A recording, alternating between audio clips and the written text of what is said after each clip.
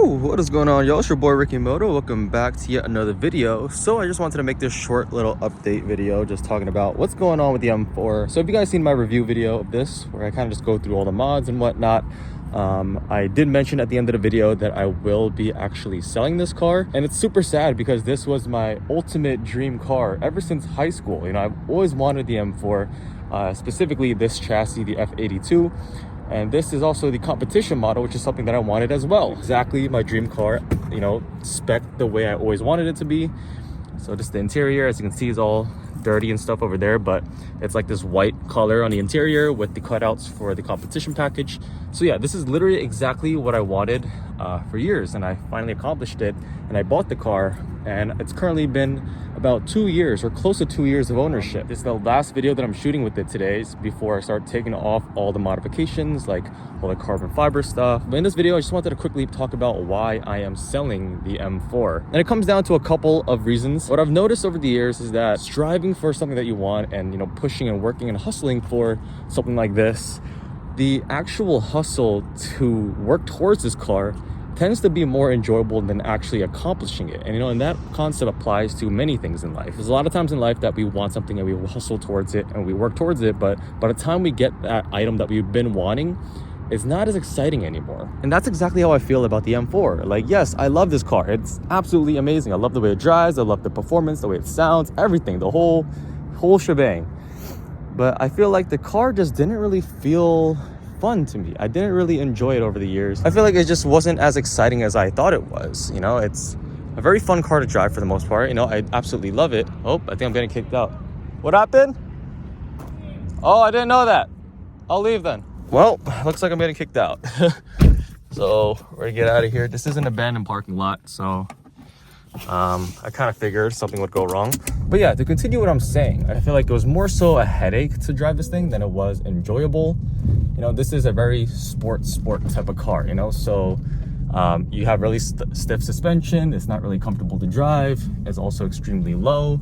And so due to that, you know, it just makes it not very practical of a car to drive. I've been on a lot of journeys with this car. You know, I've taken it to the track.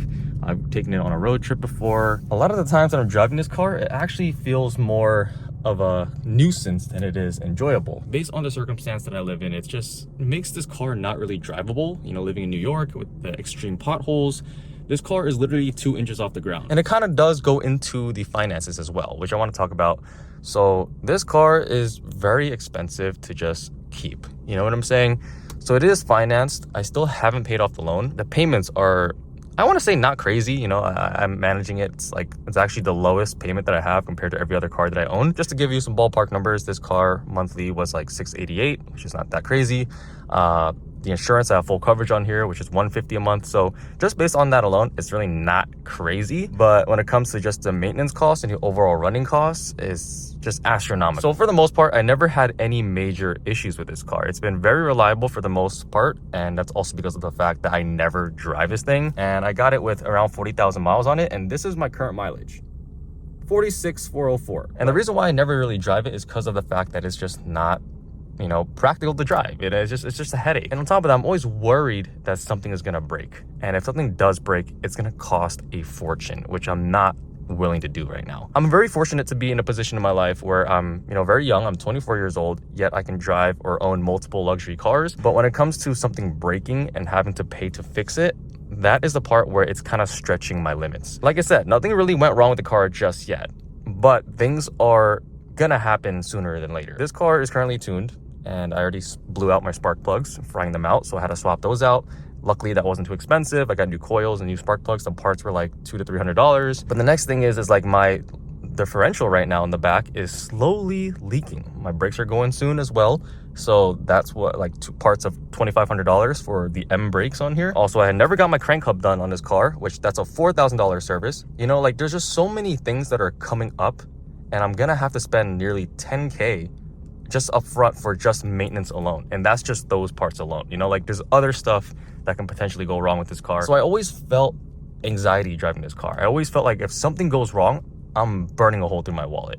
And, you know, the repair cost of this car is as much as actually buying a whole entire car, right?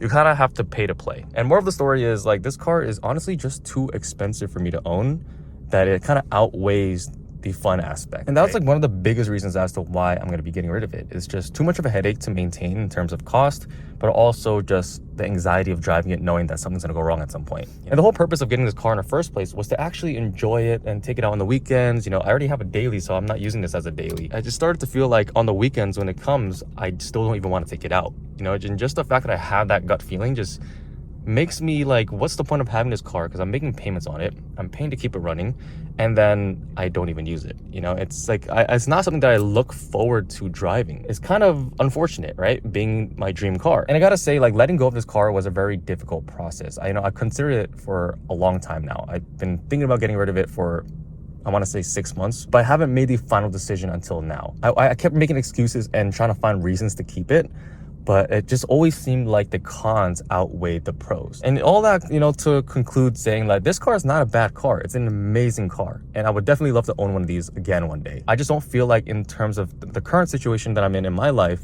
it's not necessarily the wise option to keep it. I'm kind of like paycheck to paycheck, just trying to keep this thing alive, if you will. The best way to say it is I simply can't afford to keep it. You know, I could make the payments on it every month. I could afford to pay for the maintenance, but then I'm left with nothing, right? Like, I don't want to be left with nothing in my wallet just because I wanted to keep this car. You know, I feel like I'm just growing up, being a little bit more mature with my finances, where I gotta spend money on things that are, or save money for things that are more reasonable, right? Like, this is burning a hole in my wallet. It's a little bit sad, you know, it's very, very, you know, heartbreaking. And in the past few days, I've been just driving it more often, just sitting in it just to get my last sort of itch at it. With every bad news, there's always good news, because I'm not simply just getting rid of this car and calling it a day. I will be getting something different to replace it, something that's a little bit more cheaper, a little bit more affordable, but still a very nice car, which is going to be another project for the channel, which I'm really excited about. So stay tuned for that. I'm really, really happy about that. I'm excited about that. But at the same time, I'm also heartbroken about this car being gone soon. So if you guys want to follow the Instagram page, I did update the actual name of the page to just Cliche Builds instead. Just kind of make it more universal rather than M4 Rose. Make sure to go follow the Instagram page. I'll leave it in the description below, because I do plan on making some content on there with this car for, you know, pretty much the entirety of this week. I'm going to be shooting a lot of stuff just to get the last bits of content in. I want to hand this off to someone who's going to take care of it for now. And then maybe one day I'll buy another one. But yeah. Hope you guys enjoyed this video. Make sure to drop a like and a comment below. This is the end of the journey for the M4. And with that being said, I will see you in the next video. Peace.